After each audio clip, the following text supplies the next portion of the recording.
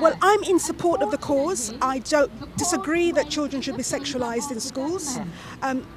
Also, we have a petition published, Teach Creation Science in Schools, and we think that it works in partnership with the cause today, because if we're seeking a ban of certain themes in the classroom, we also need to be thinking about a replacement as well for the children. Yeah. Okay, and we're talking about as well about the transgenders as well. Have you heard about this? Yes. How do you feel about that? Well, how I feel about it is that, well, I'm a clinical psychologist by background, and I happen to be familiar with the evidence base with regards to children transitioning to another gender. And, you know, the evidence is overwhelming that beta blockers damages children's bodies, and there are chronic and severe consequences of this. And I don't think that children and families are being adequately informed about what the risks are involved when considering a child changing its gender. Okay. Is there anything else you'd like to add?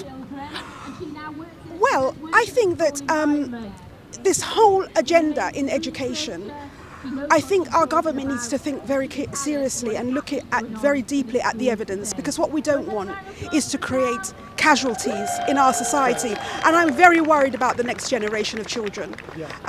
That they're developing a kind of a nature-phobic approach, you know, and what we know really is that what comes with nature is two genders.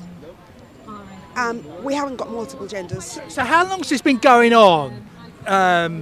You know, doctrining the children. How long has it been going? Is it 2 or 3 years, or has it been going longer? It must have been going longer, because what has to happen, you see, is that when a bill comes out, it takes time for it goes through a process until it actually comes into the public domain. So it's likely that it's been going on for quite a number of years behind the scenes, and all of a sudden it's come out in the open. Yeah, that's my point. Yeah. It just comes right in the last 2 years. It's in everyone's faces. Yeah, yes, absolutely. Yes, it is. And, you know, I think that, of course, we're living in a society which has different ideas, there are different beliefs, but there are just sometimes there are those occasions where it feels like things are just pushing the boundaries a bit too much. I agree, yeah. And this is an example. The sexual education is an example of one of those topics in the schools that's really pushing the boundaries. And from a Christian perspective, children are raised up to be celibate until they're married. Yeah, You know, and we don't encourage our children to have sex before they're married. Well, yeah, I agree with you, but at least at 16 would be at least anyway. Well, you can have your opinion. I think we've all. I mean, I hear from the Christian point of view, Yeah. but on generally people, it's like they're 16 over. It's legal to have sex. For example. Yes, of course. Our legal system, you know, our laws in the country would say that, you know. But we're hearing about children who, I mean, I'm a clinical psychologist, and I see both adults and children for therapy, and I've never had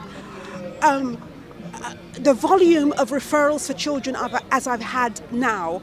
And a lot of the referrals I'm getting is dealing with the psychological effects of children as a result of their own best friends committing suicide. The rate of suicide is outrageous. It's become a pandemic in our society. This wasn't the case when I was a child. And enough is enough, and something has got to be done. Okay, well done. Is there anything else you'd like to add?